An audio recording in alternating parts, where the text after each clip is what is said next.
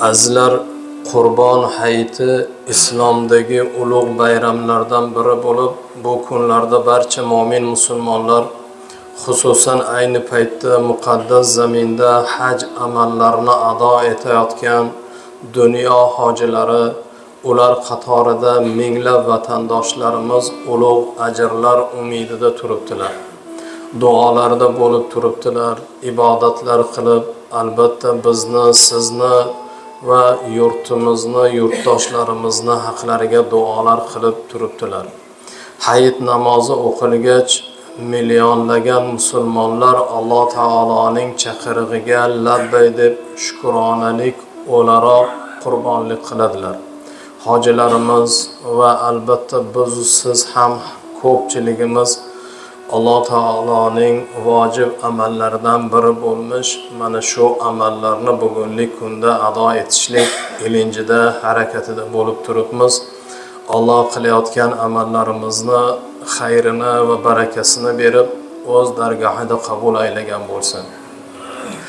Qurbonlik qilishlik Ibrohim alayhissalomdan qolgan an'ana, ya'ni sunnati ilohiy, sunnati payg'ambar, ya'ni Ibrohim payg'ambarning, Ibrohim alayhissalomning sunnatlari hisoblanadi.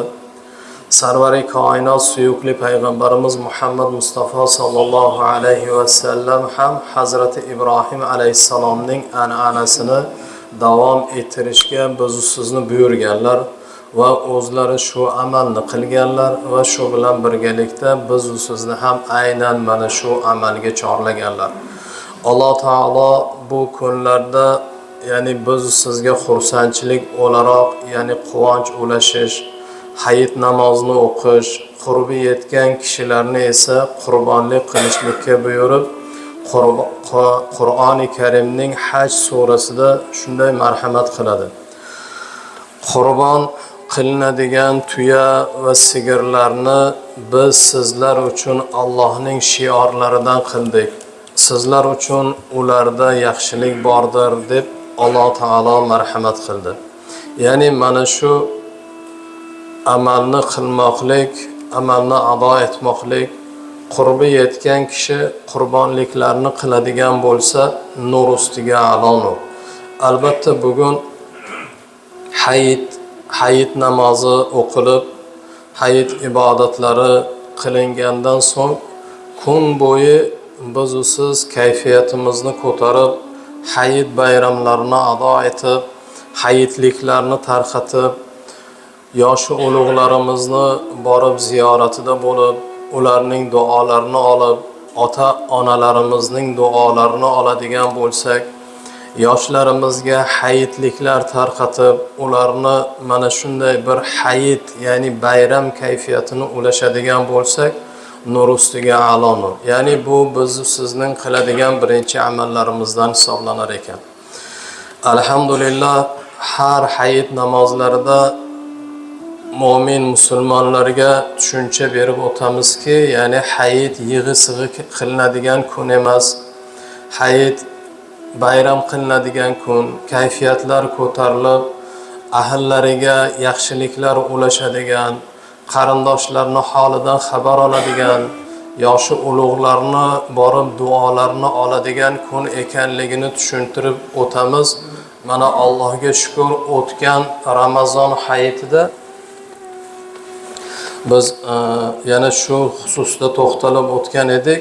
Yo'q, mana xalqimiz juda bir chiroyli amalda hayitlarni o'tkazib, qabristonlarga borishliklar ancha kamayib qolib, chiroyli amallarda, yaxshi amallarda sobit bo'lishdi. Alloh taolo barchamizga ajrimizni bersin.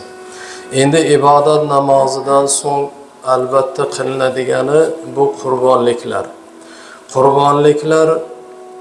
Qurbonlikning tarixiga to'xtaladigan bo'lsak, yuqorida aytib o'tdik, bu biz sizga payg'ambarimiz sallallohu alayhi va sallamdan tavsiya bo'lib, ya'ni Ibrohim alayhissalomdan qolgan sunnat.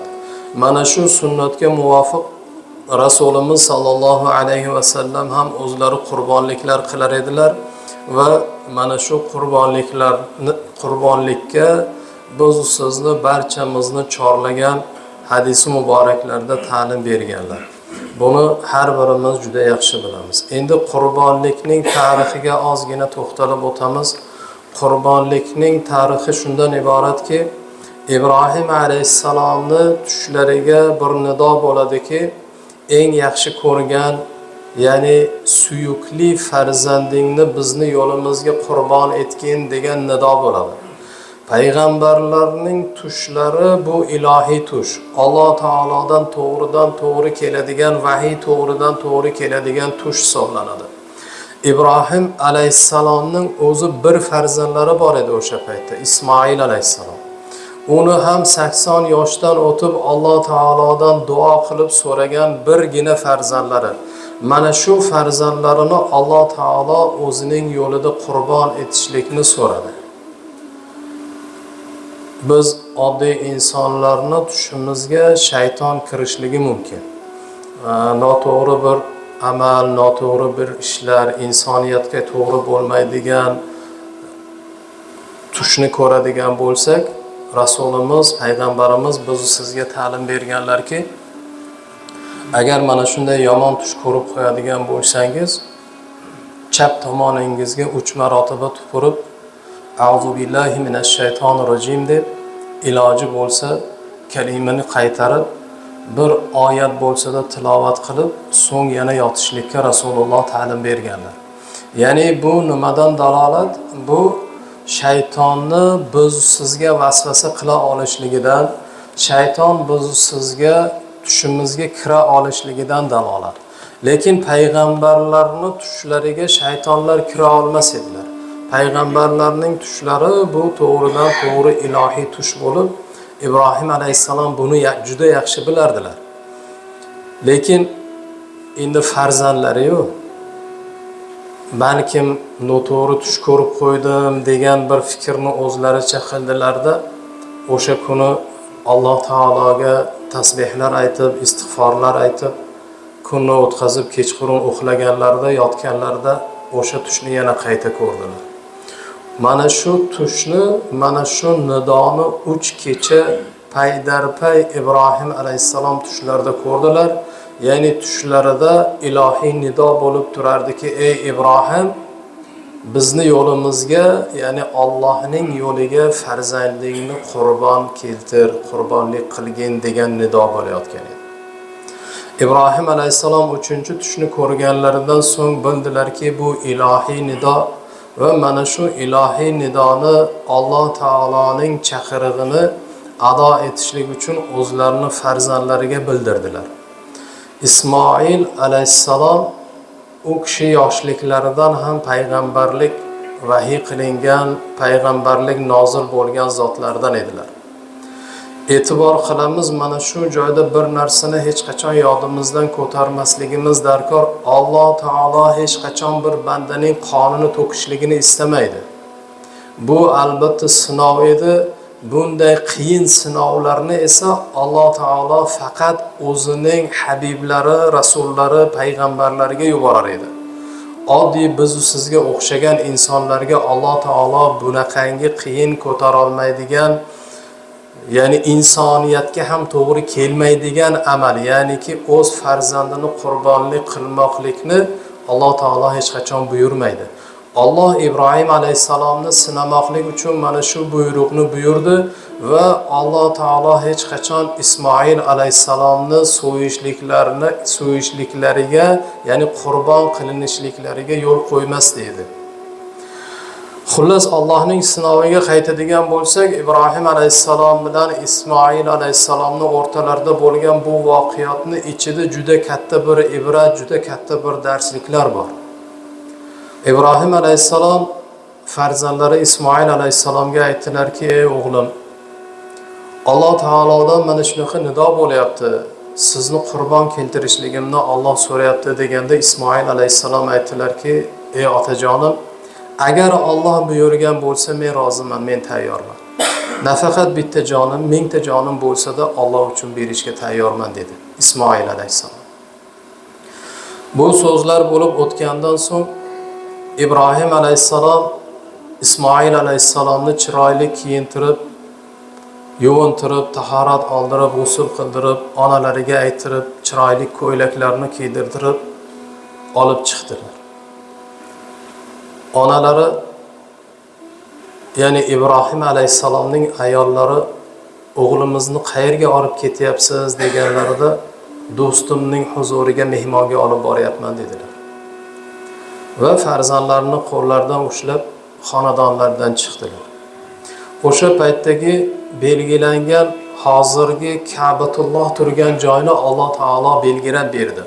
U paytda Ka'batulloh yo'q edi. Keyin Ismoil alayhisalom voyaga yetganlaridan so'ng Ibrohim alayhisalom bilan birgalikda mana shu hozirgi siz borib, hozirgi hojilarimiz borib ibodat qilayotgan Ka'batullohni qurganlar. Mana shu Ka'batullohning joyini Alloh belgilab berdi va u joyga Ismoil alayhisalomni yetaklab bordilar. Yo'lda 3 marotaba shayton ularning oldiga keldi. Ya'ni Ismoil alayhisalomni kelib ogohlantirdi o'zicha. Endi qo'sh tirnoq ichidagi ogohlantirish, ya'ni bu nimadan iborat? Seni otang o'ldirishlik uchun olib boryapti dedi. Sen yo'lingdan qaytgin, qochgin yoki biron bir ishni, biron narsani rejalashtirgin. Seni otang hozir olib borib seni so'ymoqchi, seni qurbonlik qilmoqchi deganda Ismoil alayhisalom tosh olib shaytonga otib, shaytonni haydagan ekanlar va mana shu amal 3 marotaba davom etganligida Rasululloh sallallohu alayhi va sallam biz sizga aynan mana shu Ismoil alayhisalomning sunnatlarini, ya'ni aynan mana shu hozirgi kunda hojilarimiz borib Minoda, Muzdalifada borganlarida o'sha toshlarni terib shaytonga tosh otish amalini ado etadilar. Bu Ismoil alayhisalom bilan Ibrohim alayhisalomning voqealaridan keyin qolgan sunnat amal hisoblanadi. Ibrohim alayhisalom farzandlari Ismoil alayhisalomning Ka'batullohning oldiga olib borganlarida endi qurbonlikni qilishlik uchun yonlaridan pichoqlarni chiqardilar. Shunda farzand, ya'ni qurbon bo'layotgan farzand otasiga aytdiki, otajon, meni qurbonlik qilishligingizdan oldin sizga qo'yadigan 1-2 shartim bor. Nima shart deb so'raganlarida Ismoil alayhisalom aytdilarki, meni qo'l oyog'imni mahkam bog'lang. Mening qo'llarimni, oyoqlarimni mahkam bog'langki, bo'ynimga pichoq tortayotgan paytingizda jon achchig'ida sizni tepib qo'ymay yoki sizni urib turtib qo'ymay. Va ikkinchisi shundan iboratki, qurbonlik qilayotgan paytingizda meni yuzimni yerga qaratib so'ying. Ya'ni jon achchig'ida sizga yomon nazar bilan qarab qo'ymay dedi. Otasi farzandini qurbonlik qilmoqchi bo'lib turibdi-yu, farzandni aytgan so'zlariga qarang. Mana shu biz sizga ulkan bir maktab, ulkan bir darski. Alhamdulillah, bugun bizni hech birimizni otamiz so'yaman, qurbonlik qilaman deyotgani yo'q, alhamdulillah. Ota o'g'lini qurbon qilaman deb turganda, o'g'li otasiga qo'limni bog'lang, sizni urib qo'ymay, oyog'imni bog'lang, sizni tepib qo'ymay, yuzimni yerga qarating, sizga yomon nazar solib qo'ymay dedi. Bugun to'g'ri yo'lga boshlagan otalarni jerkib tashlayapmiz. Qarib injiq bo'lib qoldingiz, har narsaga burningizni suqadigan bo'lib qoldingiz degan so'zlarni aytadigan farzandlar bor bugun. Mana shu Ismoil alayhisalomni tarbiyotlari, mana shu voqeani Alloh taolo bejizga uyushtirmadi. Bu qiyomat kunigacha mu'min musulmonlarga dars bo'lishligi uchun, ya'ni farzandlarni otalariga qanchalik hurmat izzatda bo'lishligini dars bermoqlik uchun Alloh taborak va taolo bu hodisani uyushtirib, bu hodisani biz sizga Qur'onga ta'limotini berdi. Ya'niki ota shunchalik ulug' zot, uni qanchalik hurmatini qilib, qanchalik xizmatini qilib, qanchalik duosini olar ekanmiz, ikki dunyoda xor bo'lmas ekanmiz. Ikki dunyo saodatiga erishar ekanmiz. Hattoki mana shu voqeaga nazar soladigan bo'lsak, hattoki Ismoil alayhissalom mana shunaqangi bir qiyin ahvolda qolgan bo'lsalarda otalariga iltimos qilayotgan narsalarini eshitdim. Ya'ni otajon, oyog'imni bog'lang, jon achchig'ida sizni tepib qo'ymay deyapti. Yoki qo'llarimni bog'lang, sizni turtib qo'ymay deyapti. Bugun afsuski otasiga qo'l ko'taradigan farzandlar ham yo'q emas. Shuning uchun ham Alloh taolo mana shu voqeani biz sizga ta'lim berib, otaning muqaddas zot ekanligini, qanchalik holatda bo'lmasa-da otani xizmatini qilib, otani duosini olishlik bizni sizga shart, farz, qarz ekanligini Alloh taborak va taolo ta'limotini bermoqda. O'zi insonning bitta haqiqiy do'sti bo'lar ekan. U ham bo'lsang uning otasi va uning onasi. Pulingiz qolmasa, atrofingizdagi og'aynilaringiz, oshnolaringiz tashlab ketadi. Martabadan tushib qolsangiz, birov sizga salom bermaydi. Agar bir bemor bo'lib qoladigan bo'lsangiz, 1-2 marotabadan so'ng hech kim sizni yo'qlamay qo'yadi. Qanchalik qiyin bo'lmasin, qanchalik og'ir ahvolga inson tushmasin, uni bitta zot, ota va ona degan zot kulib qarshi oladi. Uni puli bormi, puli yo'qmi, non olib kelyaptimi, qo'liga biron narsa bor, u narsalarga e'tibor qilmaydi. Mana shu zotlar ota-ona hisoblanar ekan, birodarlar. Ota-onasi borlar, ota-onalaringizni qadriga yeting. Duolarini oling, ular g'animat. Bu hayoti dunyoda bor paytlarda xizmatlarni qilib duolarini olmoqlik, bu jannat kalitini karmoniga, kissasiga solib qo'yishlik bilan teng. Rasululloh sallallohu alayhi va sallam xutbaga chiqayotganlarida bir kuni juma namozini o'qib, xutbaga minbarga chiqayotgan paytlarida birinchi pog'onaga qadam qo'yganlarda biroz to'xtadilarda, amin dedilar. Yana bir pog'ona chiqdilar, yana biroz sukut saqladilarda amin dedilar. Yana bir ozdan so'ng 3-chi pog'onaga chiqdilarda amin dedilar va o'tirib xutbalarini qilgan ekanlar. Bunaqa voqea biron marotaba bo'lmagan. Doim juma kunida payg'ambar alayhisalom chiqib to'g'ri 3ta pog'onaga chiqardilar va o'sha joydan turib xutba qilar edilar. Birinchi marotaba bunaqa voqeani bo'layotganini ko'rgan sahobiylar keyin juma namozidan so'ng payg'ambar alayhisalomdan so'ragan ekanlar: "Ya Rasululloh, biz e'tibor qildik, biron marotaba bunaqa qilmagan edingiz, qilmas edingiz. Bugun zinalarga birma-bir chiqayotgan paytingizda amin, amin dedingiz. Nima bo'ldi?" deganlarida men minbarga chiqayotgan paytimda oldimga Jabroil alayhisalom keldi va menga 3 ta narsani aytdi. Va mana shu 3 narsani eshitib bo'lganimdan so'ng, har birini aytganimdan so'ng amin deb ayting dedi. Ya'ni amin deng ey birodarim Muhammad deb Jabroil alayhisalom aytganda payg'ambarimiz amin degan ekanlar. O'shalarning bittasi shunday so'zni aytgan ekan Jabroil alayhisalom: qay bir kishining ota-onasi tirik bo'lib, ularning tirikligidan foydalanib, ularni xizmatlarini qilib, duolarini olmagan kishi badbaxt bo'lsin, yuzi yerga ishqalsin degan ekan. Shu so'zni aytgandan so'ng payg'ambar alayhisalomga yana Jabroil alayhisalom aytdiki, endi amin deb qo'ying ya Rasululloh deganda payg'ambar alayhisalom amin deb qo'ygan ekanlar.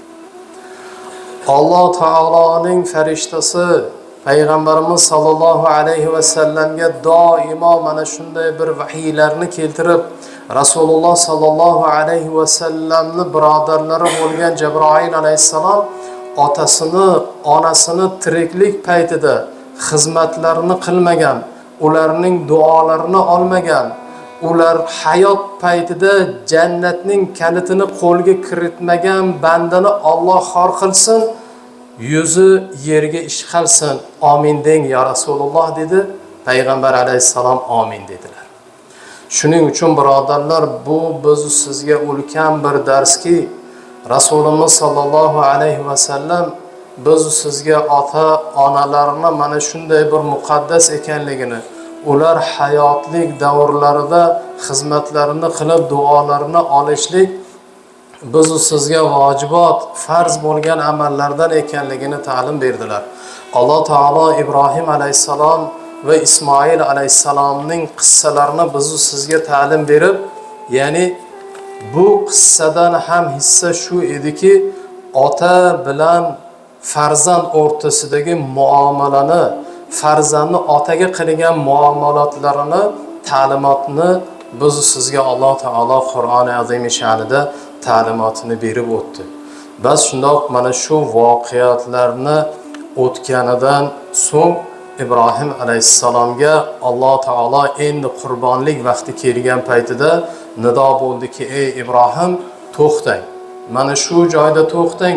Alloh taolo hech bir bandaning qonini to'kilishligini istamaydigan zot. Sizga bu, ya'ni farzandingizni qurbonlik qilishlikni biz imtihon uchun bergan edik. İmtihon uchun tushirgan edik. Sizni haqiqiy Habib ekanligingizni, ya'ni Alloh taolo Ibrohim alayhissalomni Habibim dedi, do'stim dedi.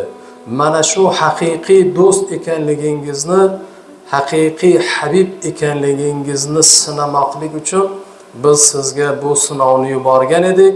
Siz ham rozi bo'ldingiz, farzandingiz ham rozi bo'ldi va sizlar sinovdan, Allohning imtihonidan o'tdingiz va endi qurbonlik qilishlik uchun mana bu qo'chqor sizga deb Ibrohim alayhissalomga Alloh taolo osmondan, ya'niki jannatdan bir qo'chqorni tushirib, uni qurbonlik qilishligini Ibrohim alayhissalomga Alloh taolo buyurdi.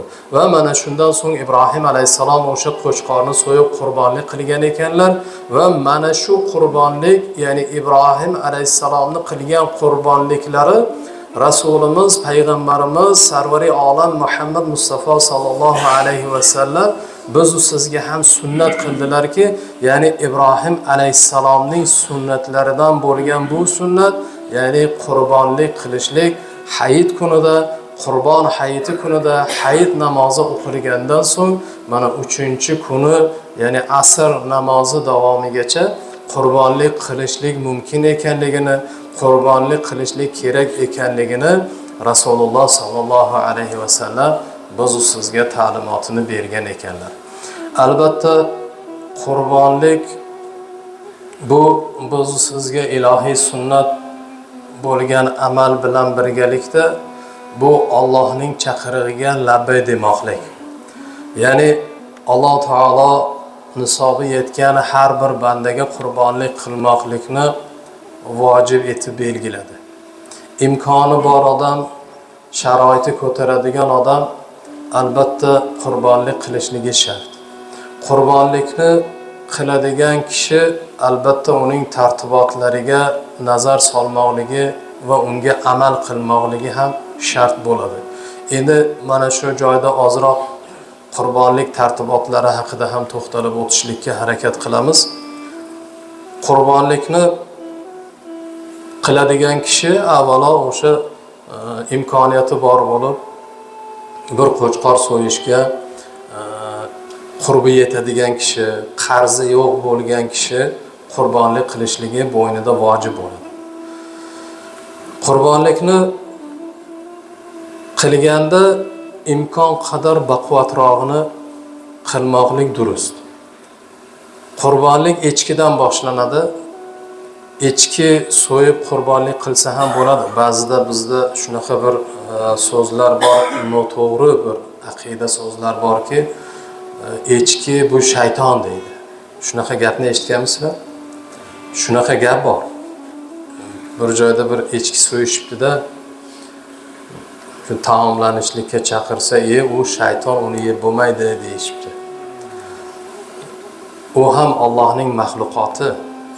Echkini qurbonlik qilishlik mumkin.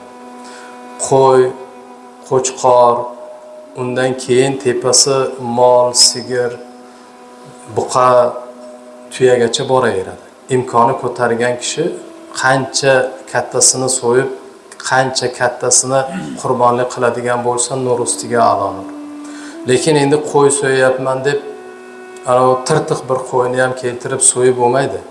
Qurbonlikka yaraydigan bo'lishligi kerak. Ulamolarimiz ahkomlarda aytadilarki, 6 oylikdan yosh bo'lmasligi kerak so'yiladigan qurbonlik. Va bizda ana har yili qurbonlik kelganda doim bitta narsa so'raladi. Qulog'i kesilgan bo'lsa qurbonlik qilib bo'ladimi deb. Bo'ladi azizlar. Qulog'ining 4dan 3 qismi yo'q bo'lsa ham bo'ladi. O'sha bir qismi qolgan bo'lsa qurbonlik qilsa bo'ladi. Qurbonlik qilib bo'lmaydigan jonzotni aytsak osonroq. Qaysi birini bo'lmaydi? Juda bir nochor holda, ya'ni juda bir arriq, zo'rg'a ko'tarib qo'ysangiz agar bir pas turib keyin o'tirib qoladigan bo'lsa, bo'lmaydi. Cho'loq bo'lsa, ya'ni yurishida oqsoqlik bo'ladigan bo'lsa va biron xil bir kasalligi bo'ladigan bo'lsa, ana boshi aylanadigan yoki o'zidan o'zi bir joyga uradigan shunaqa qo'ylar bo'ladi-yu, mana shunaqa bir kasalligi bo'ladigan bo'lsa qurbonlikka yaramaydi. Shuning uchun qolgan har bir qo'y, qo'zi, o'sha qo'chqor qurbonlikka yaraydi. Ya'ni imkoni boricha qurbonlikka shu sal baquvvatrog'ini olib so'yadigan bo'lsa, nur ustiga a'lonur. Endi ikkinchi yana bir savol shundan iboratki, ya'ni qurbonlik go'shtini yeb bo'lmaydi deyishadi. Qurbonlik go'shtini hammasini yesangiz bo'ladi. Hech kimga bermasdan o'zingiz yesangiz ham bo'ladi. Shariat ahkomida bu ko'rsatilgan. Ya'ni qurbonlikdan maqsad qon chiqarishlik. Uni tarqatib berishlik shart degan joyi yo'q. Agar bersa, tarqatsa, kambag'al, beva, bechoralarni bir yo'qlab qo'yadigan bo'lsa, nur ustiga a'lonur. Lekin qurbonlik qilinganda birinchi navbatda o'zining oilasiga iste'mol uchun olib qolinadi. Yana qayta aytamizki, qurbonlik go'shtini hammasini olib qo'ysangiz ham bo'ladi. Uni so'ygandan so'ng tarqatib yuborishlik shart degan narsa yo'q. Qurbonlikni hamma go'shtini olib qo'ysangiz bo'ladi, yesangiz bo'ladi oila a'zolaringiz bilan, lekin o'zgalarga tarqatmoqlik afzal, ajri savobi kattaroq bo'ladi. Agar imkon bo'ladigan bo'lsa, o'sha qilingan, so'yilgan qo'chqorni 3 qismga bo'linadi. Undan bir qismi o'zini xonadon ahliga olib qo'yiladi. Farzand ayollariga olib qo'yiladi. Va ikkinchi qismi yeb ichishga, ovqat taomlar tayyorlab yesa bo'ladi, yedirsa bo'ladi va uchinchi qismini tarqatsa bo'ladi. Endi tarqatishlik deganda tarqatmoqlik ham ba'zida qurbonlik go'shtini olib bordik. Biz bechora emasmiz, bizga shart emas, kambag'allarga olib borib bering degan so'zlarni aytishar ekan. Birodar, bu noto'g'ri fikr. Qurbonlik u beva, bechoraga, yetim, yesirga beradigan narsa emas. Qurbonlik birodariga beradigan narsa. Olib borib berganda Alloh rozi bo'lsin, qilgan qurbonligingiz dargohida qabul bo'lsin deb aytishlik kerak va uni qabul qilmoqlik darkor. U eng afzal bo'lgan, hayotdagi afzal bo'lgan amallardan. To'g'ri, mana shunday paytlarda biz albatta yetim, yesir, beva, bechoralarni yo'qlaymiz, holidan xabar olamiz. Lekin qurbonlik go'shti aynan mana shunaqa, ya'ni sizga keltirib bersa, siz faqir, nochor insonsiz degan ma'noni bermaydi. Qurbonlikni go'shti avvalo ahlidan, ya'ni o'zini oilasini ichidan boshlanadi. Birinchi qismini dedik, ahli oilasiga, farzandlariga, o'sha xonadonga olib qolinadigan bo'lsa, ikkinchidan beradigani o'zini aka ukalarini, opalarini xonadonlariga beriladi. Amaki, amma xolalarga beriladi. Bobolarga, tog'alarga beriladi. Qarindoshlarga berilib bo'lgandan so'ng qo'ni qo'shnilarga beriladi.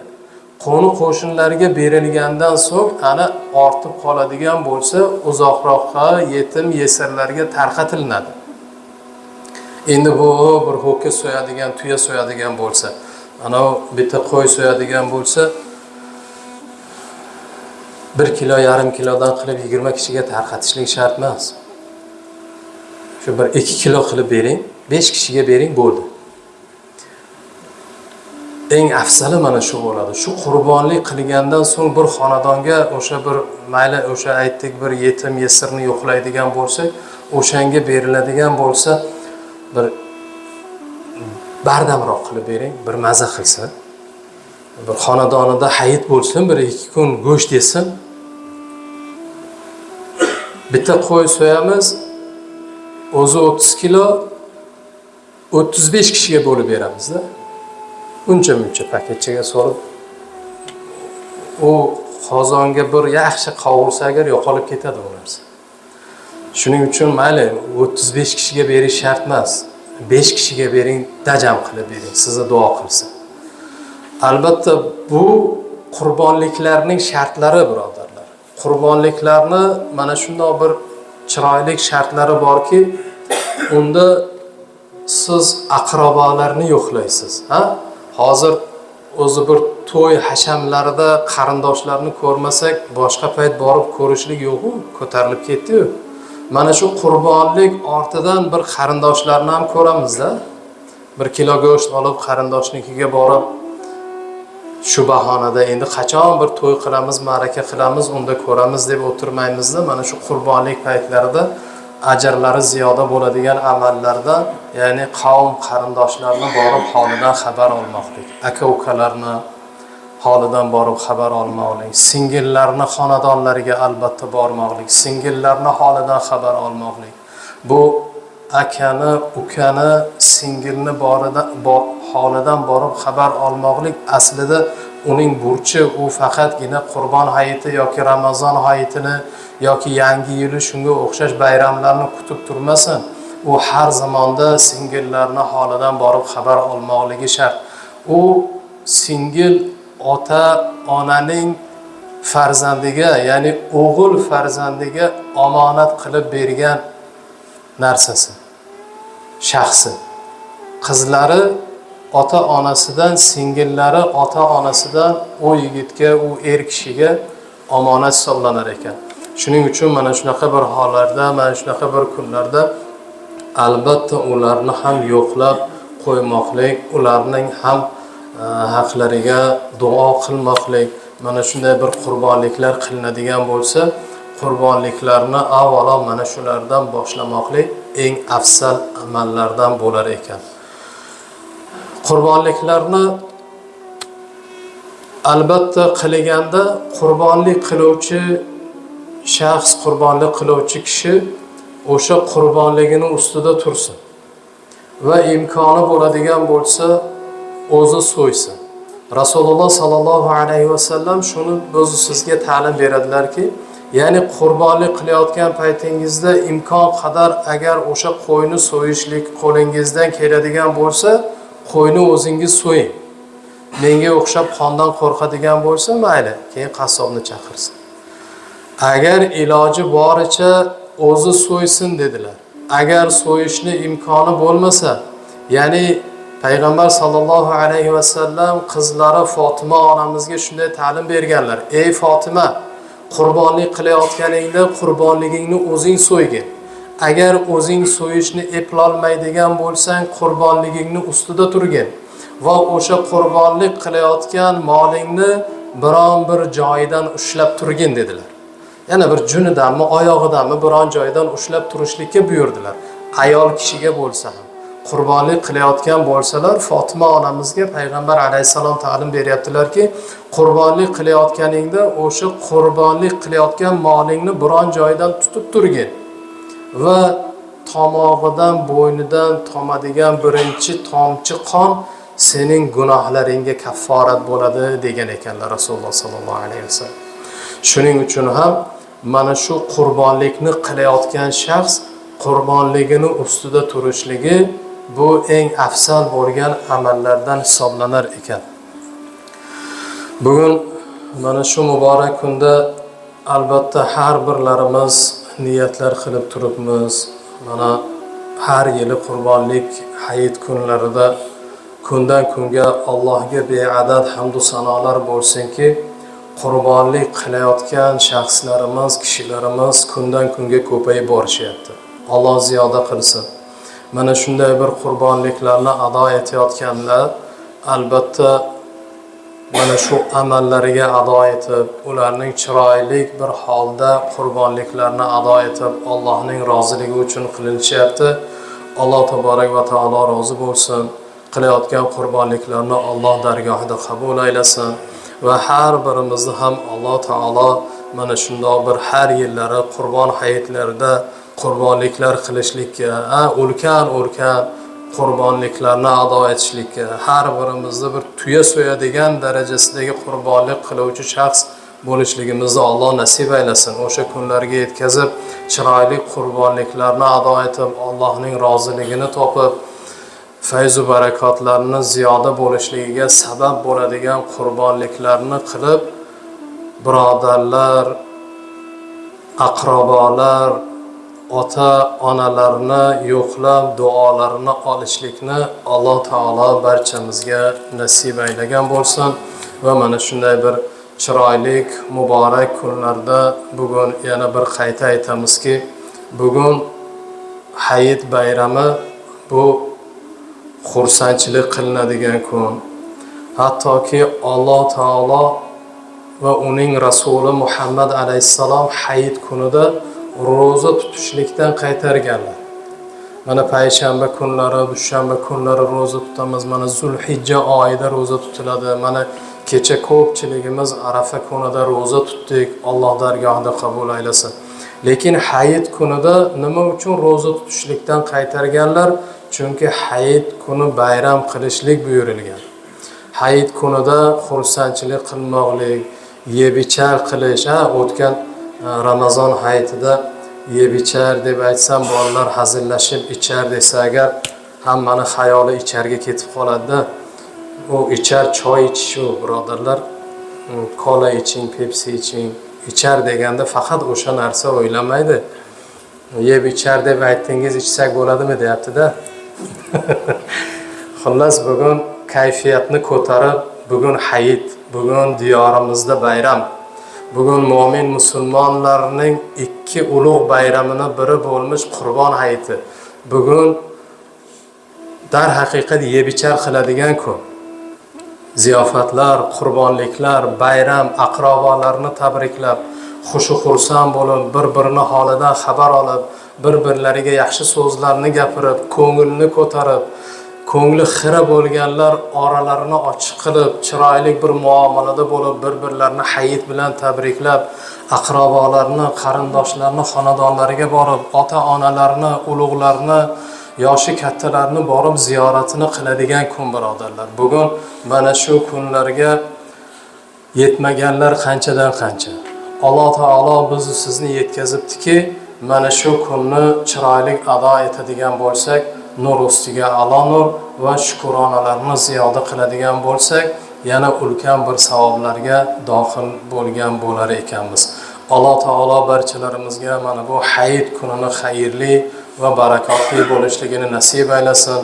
Barchangizga hayit ayyomi qutlug' bo'lsin. Xonadonlaringizga fayz va futuh, barakotlarni Allohdan so'rab qolamiz. Yana kelgusi hayitlarda ahli oilalarimiz bilan, ota-onalarimiz, ayollarimiz, farzandlarimiz bilan sog' omonlikda mana shunday bir to'planib, jamoat bo'lib, Allohga shukronalar qilib, xalqimizni haqqiga, yurtimizni haqqiga, bir-birimizni, birodarlarimizni, aka-uka, farzand, ota-onalarimizni haqlariga duoda bo'lmoqlikni Alloh taolo barchamizga nasib aylagan bo'lsin. Va axiri da'vana alhamdulillahi robbil alamin bi rahmatika ya arhamar rohimin.